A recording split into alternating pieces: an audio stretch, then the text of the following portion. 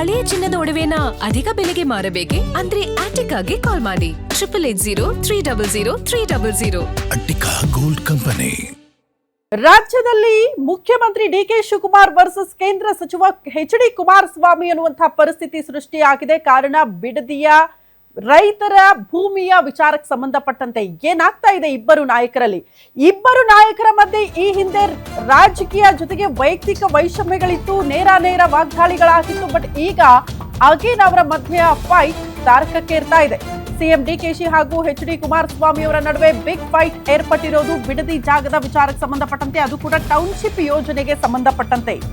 ಸರ್ಕಾರದಿಂದ ಅಧಿಕೃತ ಅಧಿಸೂಚನೆ ಹೊರಡಿಸಲಾಗಿದೆ. ಬಿಡದಿ ಟೌನ್ಶಿಪ್ ಯೋಜನೆಗೆ ಸಂಬಂಧಪಟ್ಟಂತೆ ಸರ್ಕಾರ ಹೊರಡಿಸಿರುವ ಅಧಿಸೂಚನೆಗೆ ಬಿಡದಿ ರೈತರು ಆಕ್ರೋಶ ಹೊರಹಾಕ್ತಿದ್ದಾರೆ. ಇವತ್ತು ಬಿಡದಿಯಲ್ಲಿ ರೈತರಿಂದ ರಾಜ್ಯ ಸರ್ಕಾರದ ವಿರುದ್ಧ ಬೃಹತ್ ಹೋರಾಟವನ್ನ ಹಮ್ಮಿಕೊಳ್ಳಲಾಗಿದೆ. ಬಿಡದಿಯಲ್ಲಿ ಹೋರಾಟ ನಡೆಸೋದಕ್ಕೆ ರೈತರು ನಿರ್ಧಾರ ಮಾಡಿದ್ದು, ಬಿಡದಿಯಲ್ಲಿ 400ಕ್ಕೂ ಹೆಚ್ಚು ಮಹಿಳಾ ರೈತರಿಂದ ಬೃಹತ್ ಪಾದಯಾತ್ರೆಯನ್ನ ಹಮ್ಮಿಕೊಳ್ಳಲಾಗಿದೆ.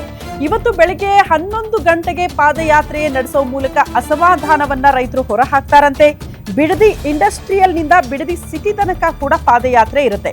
ನಮ್ಮ ಭೂಮಿ ಯಾವುದೇ ಕಾರಣಕ್ಕೂ ನೀಡಲ್ಲ ಅಂತ ರೈತರು ಪಟ್ಟು ಹಿಡಿದಿದ್ದಾರೆ. ಸರ್ಕಾರ ಹೊರಡಿಸಿರುವ ಆದೇಶವನ್ನ ವಾಪಸ್ ಪಡಿಬೇಕು ಅಂತ ರೈತರು ಹೋರಾಟಕ್ಕೆ ಮುಂದಾಗ್ತಿದ್ದಾರೆ. ರೈತರ ಈ ಹೋರಾಟಕ್ಕೆ ಜೊತೆಯಾಗ್ತಾ ಇರೋದು ಕೇಂದ್ರ ಸಚಿವ ಎಚ್.ಡಿ. ಕುಮಾರಸ್ವಾಮಿ ಅವರು. ಜೊತೆಯಲ್ಲೇ ನಿಂತ್ಕೊಂಡು ಪಾದಯಾತ್ರೆಯಲ್ಲಿ ಆಗದೇ ಇದ್ರೂ ಕೂಡ ಈ ಯೋಜನೆಯನ್ನ ರೈತರು ವಿರೋಧಿಸ್ತಾ ಇರೋದ್ರಿಂದ ರೈತರ ಬೆಂಬಲಕ್ಕೆ ಎಚ್.ಡಿ. ಕುಮಾರಸ್ವಾಮಿ ಅವರು ನಿಲ್ಲೋ ಮೂಲಕ ನೇರವಾಗಿ ರಾಜ್ಯ ಸರ್ಕಾರದ ವಿರುದ್ಧ ವಾಗ್ದಾಳಿಗಳನ್ನ ನಡೆಸುತ್ತಿದ್ದಾರೆ. ಹಾಗಾಗಿ ಮತ್ತೊಂದು ಆಯಾಮವನ್ನ ಪಡೆದುಕೊಳ್ತಾ ಇದೆ ಬಿಡದಿಯ ಟೌನ್ಶಿಪ್ ಯೋಜನೆಗೆ ಸಂಬಂಧಪಟ್ಟಂತೆ ಈ ಫೈಟ್.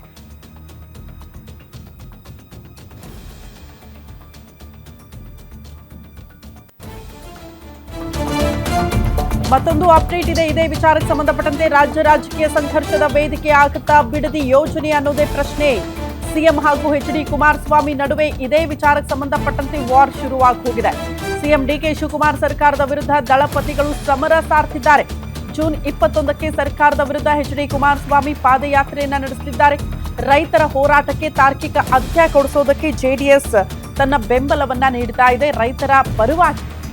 ಆ ಮೂಲಕ ಸರ್ಕಾರವನ್ನ ಕಟ್ಟಿ ಹಾಕುವ ಪ್ರಯತ್ನ. ಬಿಡದಿ ಟೌನ್ಶಿಪ್ ಯೋಜನೆಯ ವ್ಯಾಪ್ತಿಯ 26 ಹಳ್ಳಿಗಳಲ್ಲೂ ಕೂಡ ಪಾದಯಾತ್ರೆಯಂತೆ. ಪಾದಯಾತ್ರೆ ವೇಳೆ ರೈತರೊಂದಿಗೆ ಸಂವಾದ ನಡೆಸುತ್ತಿದ್ದಾರೆ ನಿಖಿಲ್ ಕುಮಾರಸ್ವಾಮಿ. ಬಿಡದಿ ರೈತರೊಂದಿಗೆ ನಾವಿದ್ದೀವಿ ಅನ್ನುವಂತಹ ಸಂದೇಶವನ್ನ ಕೊಡೋದಕ್ಕೆ ದಳಪತಿಗಳು ಮುಂದಾಗ್ತಿದ್ದಾರೆ. ಪಾದಯಾತ್ರೆ ಜೊತೆಗೆ ಕಾನೂನು ಹೋರಾಟ ಮಾಡೋದಕ್ಕೂ ಕೂಡ ಜೆಡಿಎಸ್ ನಾಯಕರು ಸಜ್ಜಾಗಿದ್ದಾರೆ. ರಾಜ್ಯ ರಾಜಕೀಯ ಸಂಘರ್ಷದ ವೇದಿಕೆ ಆಗಬಹುದು ಬಿಡದಿ ಯೋಜನೆ ಅನ್ನೋದ್ರಲ್ಲಿ ನೋ ಡೌಟ್. ಕಾರಣ ಎಚ್.ಡಿ. ಕುಮಾರಸ್ವಾಮಿಯವರು ಯೋಜನೆಯನ್ನ ಸರ್ಕಾರ ಕೈ ಬಿಡೋ ತನಕ ಕೂಡ ರೈತರ ಜೊತೆಗೆ ನಿಂತು ನಾವು ಹೋರಾಟ ಮಾಡ್ತೀವಿ, ಆ ಮೂಲಕ ರೈತರ ಪರವಾಗಿ ನಾವಿದ್ದೀವಿ ಅನ್ನುವಂತಹ ಸಂದೇಶ ಈಗಿನಿಂದಲೇ ದಳಪತಿಗಳು ಈ ರೀತಿ ಪ್ಲಾನ್ಗಳನ್ನ ರೂಪಿಸಿದ್ದಾರೆ. ಮುಂಬರುವ ಚುನಾವಣೆಯಲ್ಲಿ ಯಾವ್ಯಾವ ವಿಚಾರಗಳಿದೆಯೋ ಅದೆಲ್ಲದರ ಲಾಭ ಪಡೆದುಕೊಳ್ಳೋದಕ್ಕೆ ಮುಂದಾಗ್ತಿದ್ದಾರೆ ಎನ್ನುವುದು ಬಹಳ ಸ್ಪಷ್ಟ. ಬಟ್ ಎನಿವೆ, ರೈತರ ಪರವಾಗಿ ನಿಂತ್ಕೊಂಡಿರೋದು ಶ್ಲಾಘನೀಯ.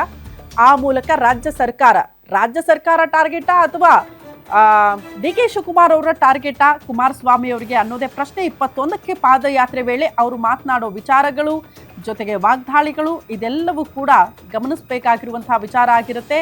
ಹೆಂಗಿರುತ್ತೆ ಅವರ ಪಾದಯಾತ್ರೆ ಅಂತ.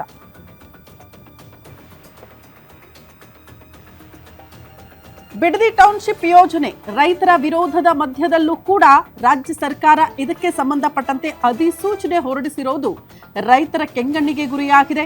ರೈತರ ಬೆಂಬಲಕ್ಕೆ ನಾವಿದ್ದೀವಿ, ರೈತರ ಪರವಾಗಿರೋದು ಬಿಟ್ಟು ರಾಜ್ಯ ಸರ್ಕಾರ ರೈತರು ಇಷ್ಟೆಲ್ಲ ವಿರೋಧ ಮಾಡ್ತಾ ಇದ್ರು ಕೂಡ ತಮ್ಮ ಭೂಮಿ ಕಳೆದುಕೊಳ್ತೀವಿ ಅನ್ನುವಂತ ಆತಂಕದಲ್ಲಿ ರೈತರು ಇದ್ರೂ ಕೂಡ ಅವರ ಪರವಾಗಿ ನಿಲ್ಲೋದು ಬಿಟ್ಟು ಇಲ್ಲ ನಾವು ಟೌನ್ಶಿಪ್ ಯೋಜನೆಯ ಪರವಾಗಿ ನಿಂತಿದ್ದೀವಿ ಅಂತ ರಾಜ್ಯ ಸರ್ಕಾರ ಅಧಿಸೂಚನೆ ಹೊರಡಿಸಿರೋದು ಎಷ್ಟರ ಮಟ್ಟಿಗೆ ಸರಿ ಅನ್ನೋದನ್ನ ಕೇಂದ್ರ ಸಚಿವ ಎಚ್.ಡಿ. ಕುಮಾರಸ್ವಾಮಿ ಅವರು ಪ್ರಶ್ನೆ ಮಾಡ್ತಿದ್ದಾರೆ. ಹಾಗಾಗಿ ರೈತರ ಬೆಂಬಲಕ್ಕೆ ನಾವಿದ್ದೀವಿ, ರೈತರ ಜೊತೆಗೆ ನಿಂತು ಹೋರಾಟ ಮಾಡ್ತೀವಿ. ಎಲ್ಲಿ ತನಕ ಅಂದ್ರೆ ಈ ಟೌನ್ಶಿಪ್ ಯೋಜನೆಯನ್ನ ಕೈ ಬಿಡೋ ತನಕ ಅಂತ. ಪ್ರಮುಖವಾಗಿ ಟೌನ್ಶಿಪ್ ಯೋಜನೆಯನ್ನ ಕೈಗೆತ್ತಿಕೊಳ್ಳೋ ಮೂಲಕ ರಾಜ್ಯ ಸರ್ಕಾರ ರೈತರ ಫಲವತ್ತಾದ ಭೂಮಿಯನ್ನ ಕೂಡ ಸ್ವಾಧೀನ ಮಾಡ್ಕೊಳ್ಳೋದಕ್ಕೆ ಮುಂದಾಗ್ತಾ ಇದೆ. ಇದನ್ನ ಭೂಮಿಯನ್ನ ಕಸಿದುಕೊಳ್ಳೋ ಪ್ರಯತ್ನ ಆಗ್ತಾ ಇದೆ ರಾಜ್ಯ ಸರ್ಕಾರದಿಂದ ಅನ್ನೋದೇ ಗಂಭೀರ ಆರೋಪ ಆ ಭಾಗದ ರೈತರದ್ದು. ಪ್ರಮುಖವಾಗಿ 26 ಹಳ್ಳಿಗಳ ವ್ಯಾಪ್ತಿಯಲ್ಲಿ ಈ ಬಿಡದಿ ಟೌನ್ಶಿಪ್ ಯೋಜನೆ ಇದೆಯಲ್ಲ ಅದೆಲ್ಲವೂ ಕೂಡ ವ್ಯಾಪಿಸ್ತಾ ಹೋದ್ರೆ ಅಲ್ಲಿ ಫಲವತ್ತಾದ ಭೂಮಿಯನ್ನ ಕಳೆದುಕೊಳ್ಳುವ ಆತಂಕ 26 ಹಳ್ಳಿಯ ಜನಕ್ಕೂ ಇದೆ ಅಂತೆ. ಹಂಗಾಗಿ ನಾವು ಯಾವುದೇ ಕಾರಣಕ್ಕೂ ಕೂಡ ಯೋಜನೆ ಮಾಡೋದಕ್ಕೆ ಬಿಡಲ್ಲ, ಇದನ್ನ ವಿರೋಧ ಮಾಡ್ತೀವಿ, ನಮ್ಮ ಭೂಮಿ ಕೊಡೋದಕ್ಕೆ ನಾವು ಸಿದ್ಧರಿಲ್ಲ ಅಂತ ರೈತರು ಹೇಳ್ತಾ ಇದ್ರು ಕೂಡ ಇದರ ಮಧ್ಯದಲ್ಲಿ ಮಾಡೇ ತೀರ್ತೀವಿ ಅಂತ ರಾಜ್ಯ ಸರ್ಕಾರ ಪಣ ತೊಟ್ಟಿರೋದು ಎಷ್ಟರ ಮಟ್ಟಿಗೆ ಸರಿ ಅನ್ನೋದೇ ಪ್ರಶ್ನೆ. ಹಂಗಾಗಿ ಕೇಂದ್ರ ಸಚಿವ ಎಚ್ ಡಿ ಕುಮಾರಸ್ವಾಮಿ ಅವರು ಕೂಡ ರೈತರ ಪರವಾಗಿ ಪಾದಯಾತ್ರೆ ಮಾಡೋದಕ್ಕೆ ಸಿದ್ಧರಾಗ್ತಿದ್ದಾರೆ. ಬಟ್ ಎನಿವೇ ಇವತ್ತು 26 ಹಳ್ಳಿಗಳ ರೈತರು ತಾವಷ್ಟೇ ಪಾದಯಾತ್ರೆ ಮೂಲಕ ರಾಜ್ಯ ಸರ್ಕಾರಕ್ಕೆ ಬಿಸಿ ಮುಟ್ಟಿಸೋ ಪ್ರಯತ್ನ ಮಾಡ್ತಿದ್ದಾರೆ. ಇದಾದ ಬಳಿಕ ಇದೇ ತಿಂಗಳು 21ಕ್ಕೆ ಎಚ್ ಡಿ ಕುಮಾರಸ್ವಾಮಿಯವರ ನೇತೃತ್ವದಲ್ಲೂ ಕೂಡ ಪಾದಯಾತ್ರೆ ಇರುತ್ತಂತೆ. ಸೊ ಆಗಲೂ ಕೂಡ ರೈತರ ಪರವಾಗಿ ನಾವಿದ್ದೀವಿ ಅನ್ನುವಂತಹ ಸಂದೇಶವನ್ನ ಎಚ್ ಡಿ ಕುಮಾರಸ್ವಾಮಿಯವರು ಕೊಡಲಿದ್ದಾರೆ ಅನ್ನೋದ್ರ ಡೀಟೇಲ್ ಸಿಗ್ತಾ ಇದೆ.